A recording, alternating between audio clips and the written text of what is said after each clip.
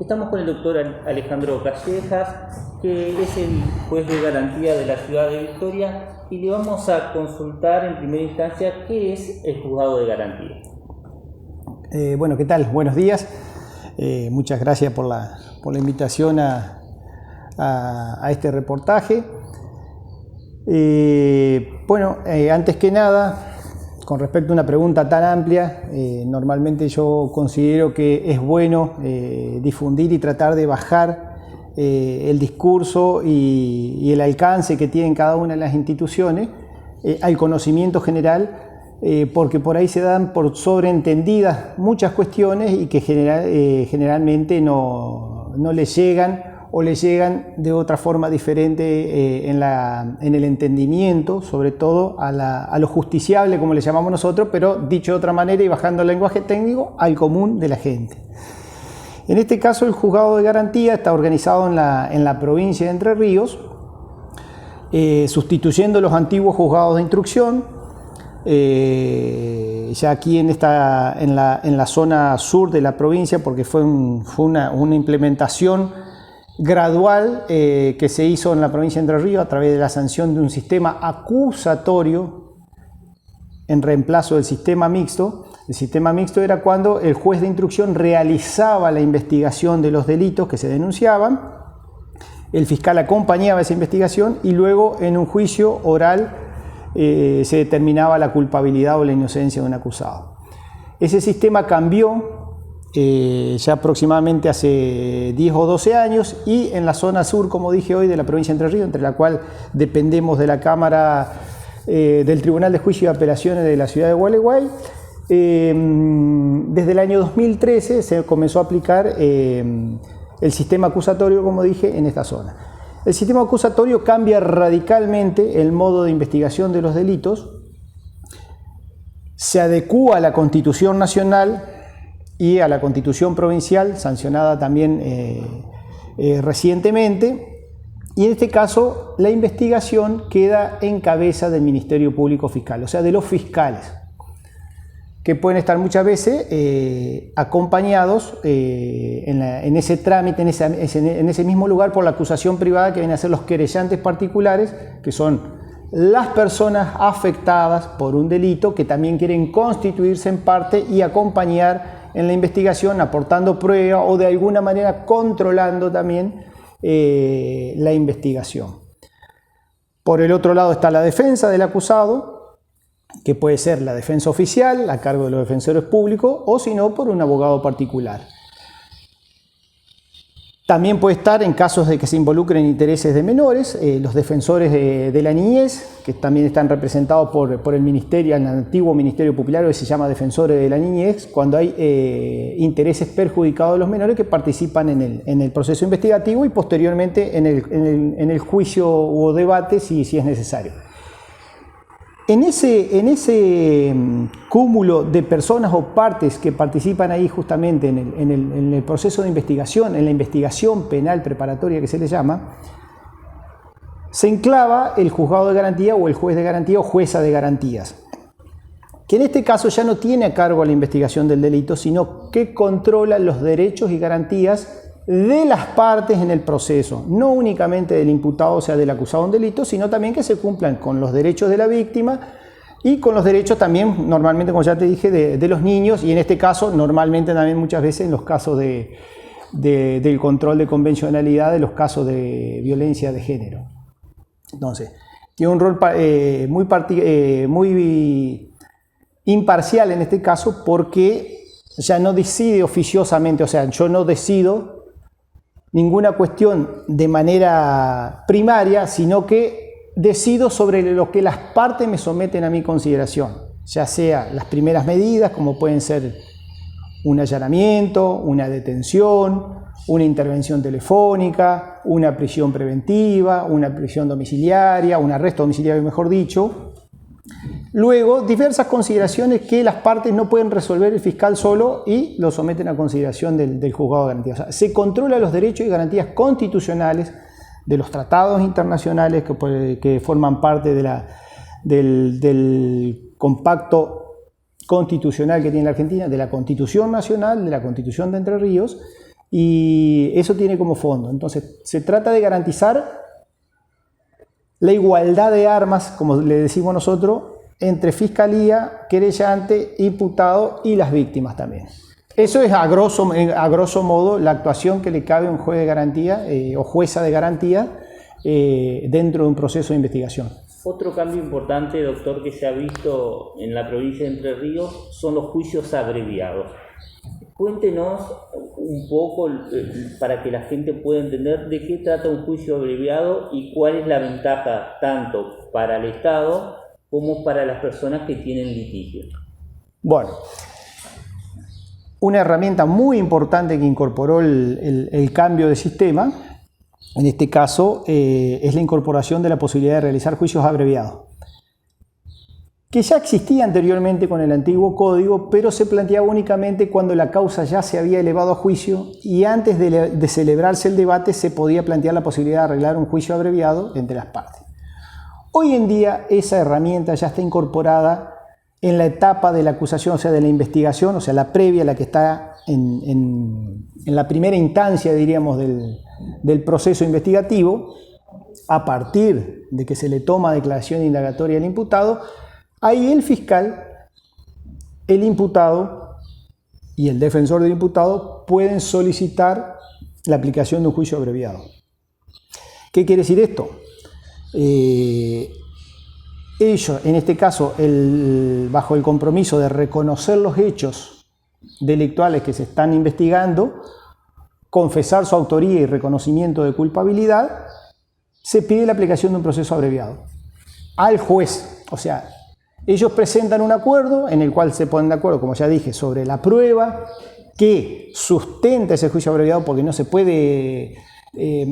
por lógica y en garantía de los derechos constitucionales, como dije, no se puede sustentar normalmente el reconocimiento de un delito únicamente con la confesión. Tiene que haber un complejo de evidencia o de prueba que acredite que esa confesión es verdadera, es genuina, porque puede pasar normalmente que por ahí alguien venga y reconozca un delito por encubrir otra situación. Entonces, hay una serie de elementos que deben respaldar esa confesión del imputado. Es más, se hace una audiencia en la cual se le pregunta, se le repregunta si conoce los alcances del juicio abreviado, si está de acuerdo, si está en conocimiento pleno, más allá de que haya hablado con su abogado y con el fiscal, si está en conocimiento pleno, que está reconocimiento de la autoría y culpabilidad sobre un delito. Se hace en vivo en una audiencia, queda registrado en una filmación, y en ese caso también se pacta la pena, que puede ser, depende del tipo de delito, de pena efectiva, o sea, una condena efectiva a cumplir dentro de un establecimiento carcelario, o puede ser de una condena condicional, que se da mucho porque normalmente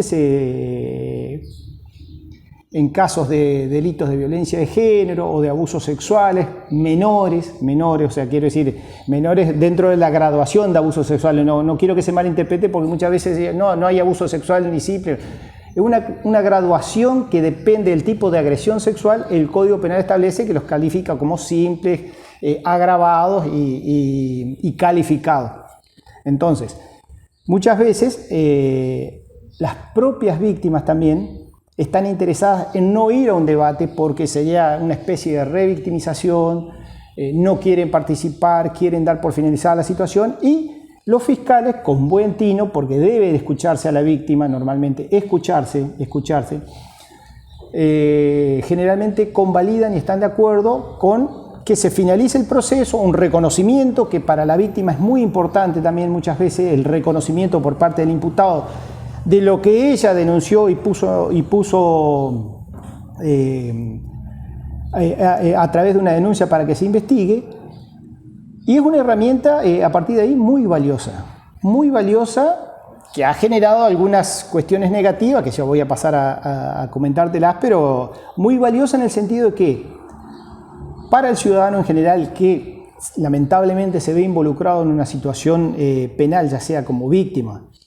o como imputado o como familiar de una víctima, porque normalmente hay muchos delitos que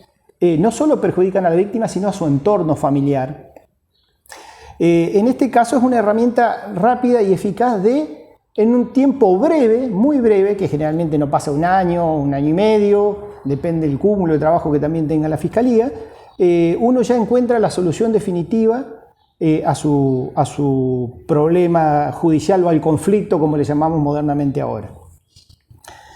Como ya te dije, muchas veces son penas efectivas, depende del tipo de delito, y otras veces penas condicionales, de acuerdo a la entidad de la pena que prevé el delito.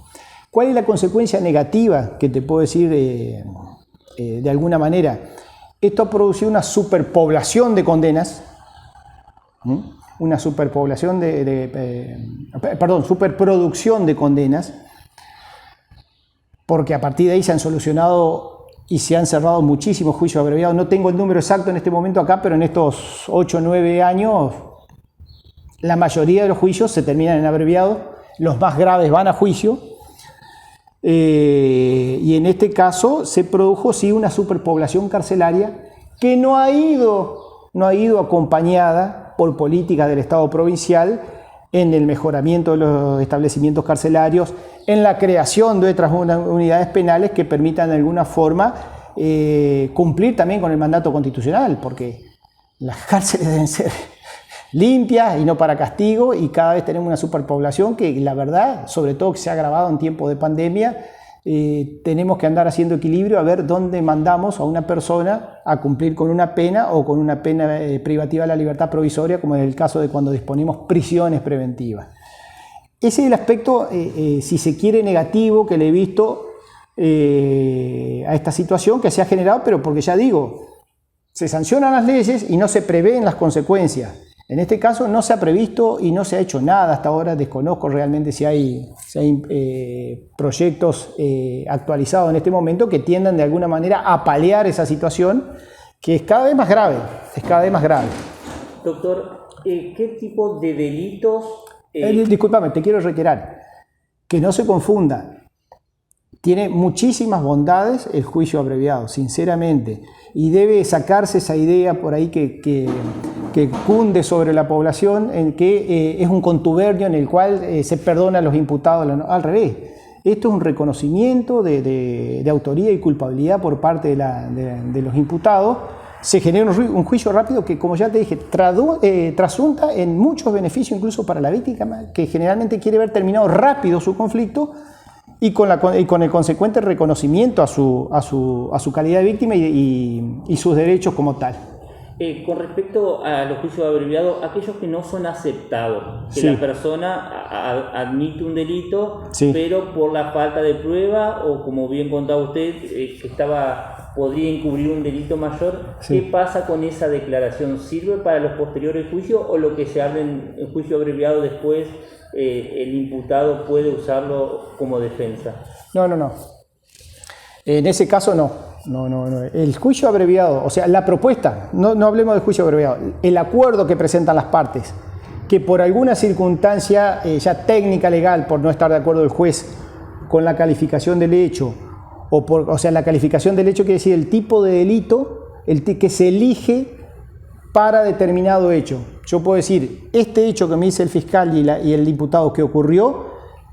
no encuadra en este delito que me están proponiendo, sino que encuadra en uno más grave o en otro menos grave. Entonces, así como está presentado el acuerdo, yo no lo acepto. Se devuelve, fundamentadamente, por supuesto, no puedo decir que no por una cuestión caprichosa y negativa, tengo que decir por qué yo considero que no. Tengo que ser muy cuidadoso porque normalmente al ser un principio acusatorio, ¿qué quiere decir? Que el fiscal es el titular de la acción pública, es él el que decide esa acción. Yo tengo que cuidar que no haya un error grueso en la propuesta de juicio abreviado. Ese acuerdo que se devuelve, que se desecha, se rompe y no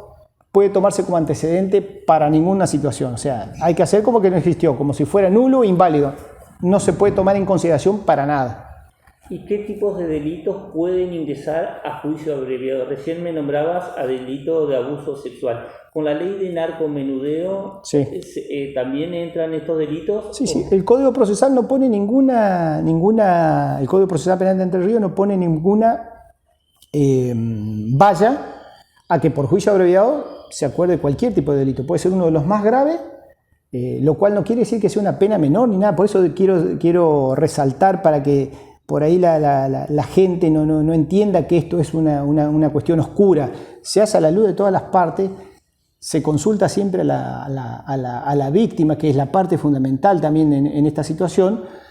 pero puede ser cualquier tipo de delito, incluso hasta un homicidio agravado. Lo que tiene de beneficioso es que ahorra muchos costos también al Estado, no se produce un juicio, en este caso nótese la particularidad que, por ejemplo, hablemos de un caso grave que tiene que ir a juicio a la ciudad de Gualeguay, a la Cámara, el movimiento de fiscales, de funcionarios, de testigos, de policía, que muchas veces llevan 3 o 4 días celebrar un juicio completo, tiene un costo altísimo.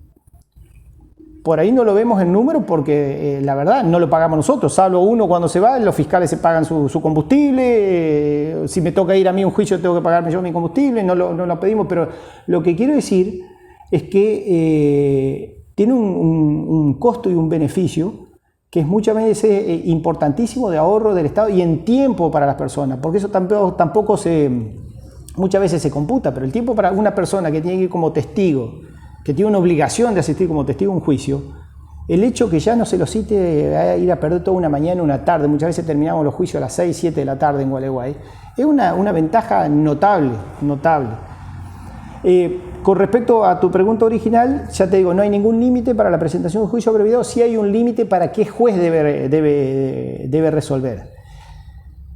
El juez de garantía puede resolver y aprobar juicios que la pena efectiva que pide el fiscal llegue hasta los 10 años. Si el acuerdo de juicio abreviado supera los 10 años, sí ya va a la Cámara para que los 3 jueces, o sea, los 3 vocales de la Cámara, lo aprueben o lo rechacen. O sea, ese es el único límite que tenemos, pero en cuanto al juez que decide sobre la homologación y validez de una propuesta de acuerdo de juicio abreviado. Doctor, muchas gracias. No, por favor, gracias a usted y espero que haya sido claro.